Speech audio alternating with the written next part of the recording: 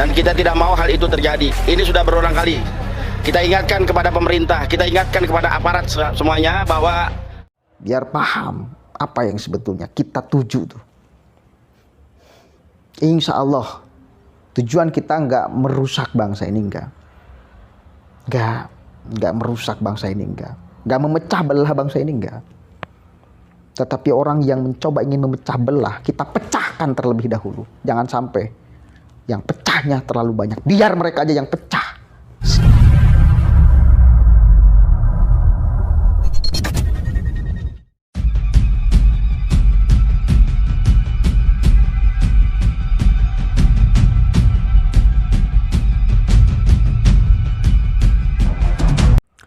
Assalamualaikum warahmatullahi wabarakatuh. Hamdan syukranillah amma ba'd. Sahabat manusia plural yang saya hormati dan saya banggakan. Tahu nggak Ustadz Eka Jaya? Saya sebetulnya nggak sudi ya menyebut dia Ustadz, guru, pembimbing orang lain untuk menuju keselamatan di dunia wal akhirah. Saya nggak sudi karena nggak rela saya ketika masyarakat dijejali pemahaman-pemahaman yang justru akan meretakkan bangsa ini. Salah satu yang membela itu sekarang yang divonis 3 tahun oleh hakim, ustadz mereka yang terafiliasi dalam jaringan teroris Jamaah Islamiyah.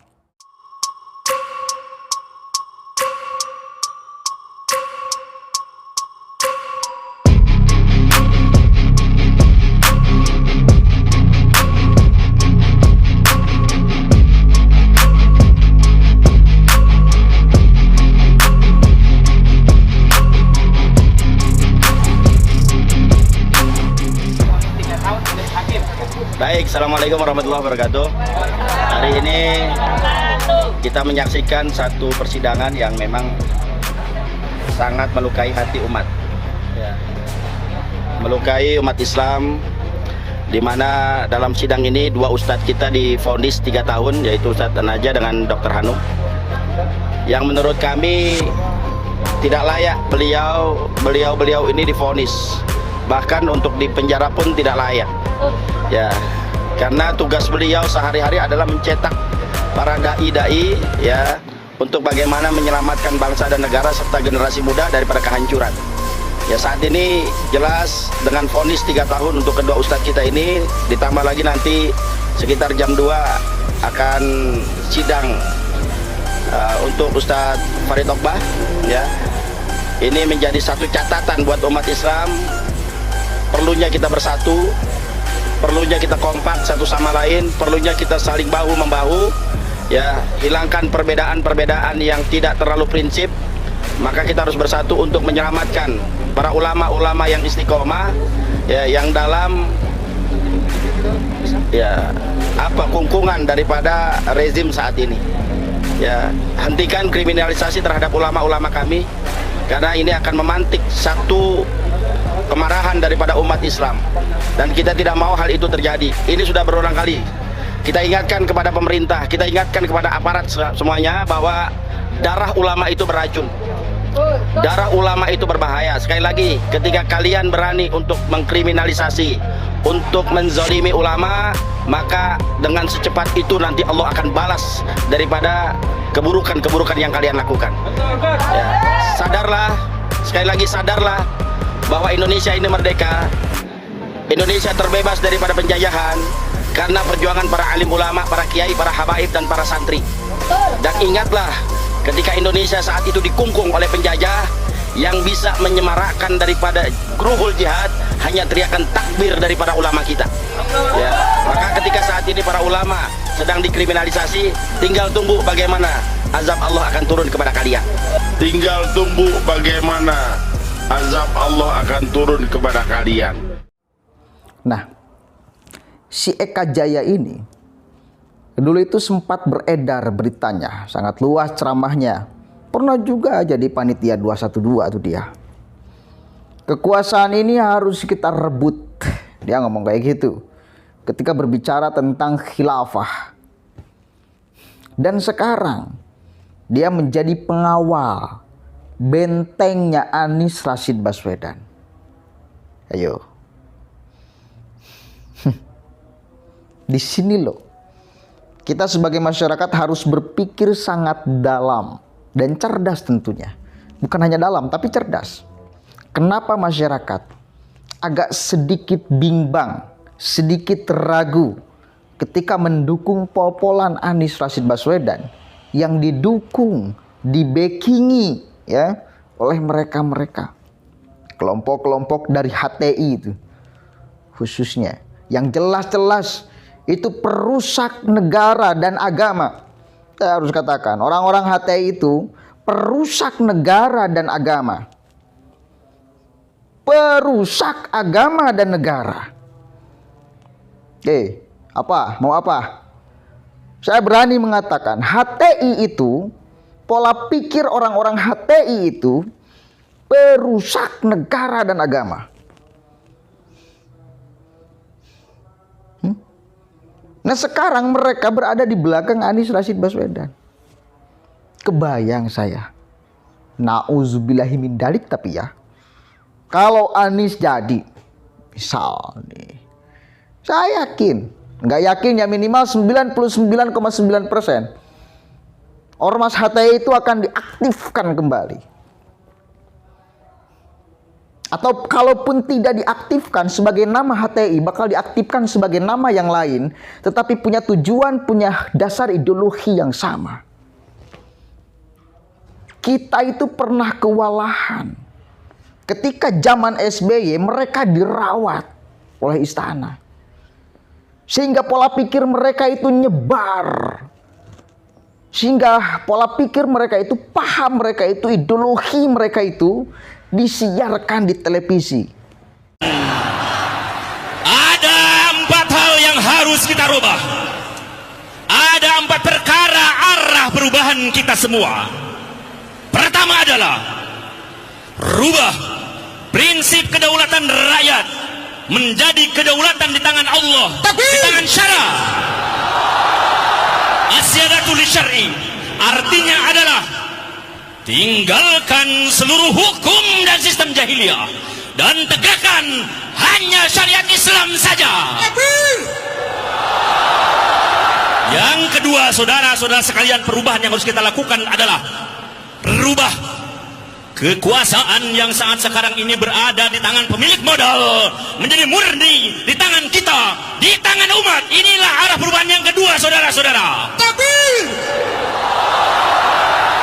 Arah perubahan yang ketiga adalah hancurkan sekat-sekat nasionalisme yang telah memecah belah kita semua.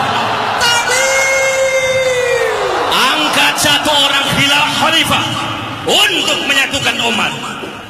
Karena itu maka umat akan betul-betul menjadi ummah wahidah. Itulah arah yang ketiga. Dan yang keempat adalah jadikan hak tabani berada di tangan khalifah. Tinggalkan proses penentuan hukum perundang-undangan buatan manusia melalui voting. Tinggalkan. Berikan kewenangan kepada khalifah untuk mengambil salah satu pendapat hukum terkuat di antara pendapat para mujtahid yang telah digali dari sumber-sumber hukum Islam. Inilah 4 perubahan yang harus kita lakukan, dan inilah 4 pilar khilafah. Oleh karena itu, perubahan yang harus kita lakukan adalah perubahan untuk menegakkan khilafah. Khilafah, khilafah, khilafah, khilafah. Jelas-jelas mereka pengacau negara dan agama. Ingin mengganti sistem ini, mentogut-togutkan, mengkafir-kafirkan segala macam. Tahu kan? Kewalahan kita tuh. Pas zaman SBY. Nah sekarang pemerintahan Jokowi mulai disikat satu persatu. Dari mulai cangkangnya dulu, wadahnya dulu, organisasinya dulu dibubarkan. Berani itu Presiden Jokowi. Ya meskipun kita mengalami tantangan yang sangat luar biasa, karena mereka selalu mengklaim atas nama umat Islam.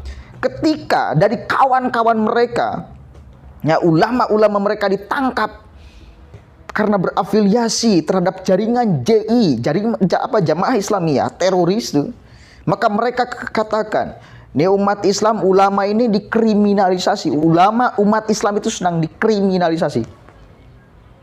Kan narasi itu yang terus mereka kocok, terus mereka sampaikan ke publik, agar publik simpati kepada mereka dan kemudian ikut serta dalam perjuangannya. Selalu mengklaim atas nama umat Islam. Padahal teroris itu enggak sama sekali mewakili atas nama Islam, enggak. Dia itu bagian daripada yang merusak juga umat Islam. Ayo.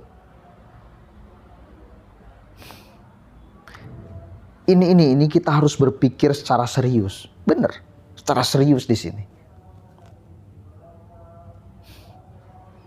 Mending kalau Anies mampu merubah mereka. Kalau malah Anies yang dirubah oleh mereka, gimana coba? Minimal kalaupun mereka tidak merubah Anies, tetapi mereka dibiarkan oleh Anies. Karena jasa politiknya besar, kelompok mereka tumpah ruah semua di Anies sekarang. Akan kita mengulangi sejarah yang lalu-lalu, di mana di Indonesia ada sekelompok orang yang merasa paling Islami, paling memiliki kunci sorga. Sekarang masih ada, cuma ya segelintir orang dibandingkan kita-kita yang alhamdulillah jumlahnya lebih besar dari mereka. Tapi jangan sampai ini kesalahan itu terulang kedua kalinya. Kegagalan pemerintah di dalam merawat, satu kali lagi, kegagalan pemerintah di dalam merawat cara berpikir orang Indonesia jangan sampai terulang lagi. Tujuannya untuk supaya membuat, ya supaya nggak ada gesekan, nggak ada yang oposisi dan sebagainya. Tetapi membuat subur mereka, dan mereka ketika sudah subur, sudah mayoritas, ganas bos. Minggat di bumi Allah. Kan enak-enak tuh ceramah orang-orang HTI itu pentolannya. Minggat ini bumi Allah kalau nggak mau nerapin hukum Allah. Gitu. Seolah-olah benar. Seolah-olah benar. Kelihatannya benar. Ya, kelihatannya benar. Beda loh. Benar dan kelihatan benar itu beda. Orang pakai jubah, pakai bendo, ya, sholat jamaah, terus puasa tiap hari, ya, qiyamul lail, hafiz Quran, kelihatannya benar. Apakah pasti benar? Ini tergantung pola pikirnya. Kalau pola pikirnya tidak takfir, maka benar, kelihatan benar, yang benar. Tetapi kalau pola pikirnya takfir, seperti kaum Khawarij, maka yang kelihatannya benar itu padahal dia salah, keliru.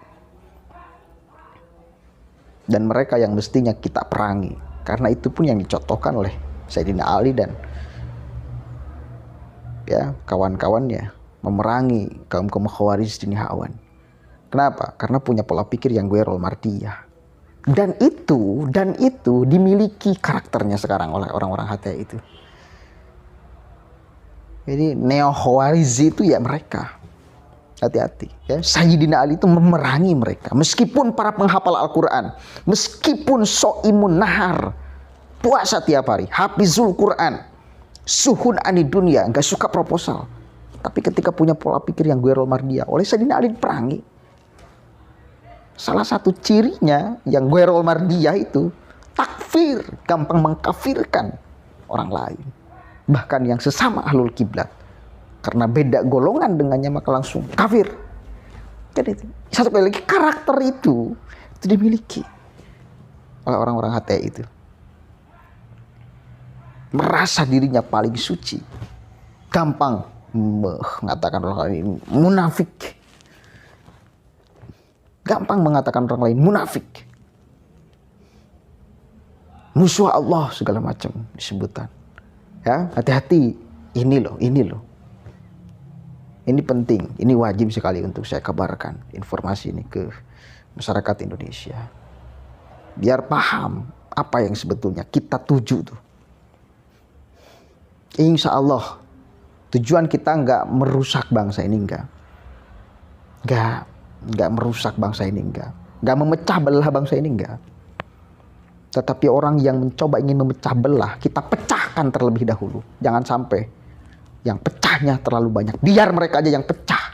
Sedikit tapi berisik itu nggak apa-apalah. Daripada banyak.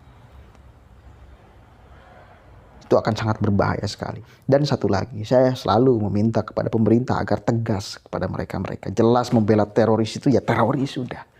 Ketika ada orang yang membela teroris itu teroris sudah. Ya, assalamualaikum warahmatullahi wabarakatuh.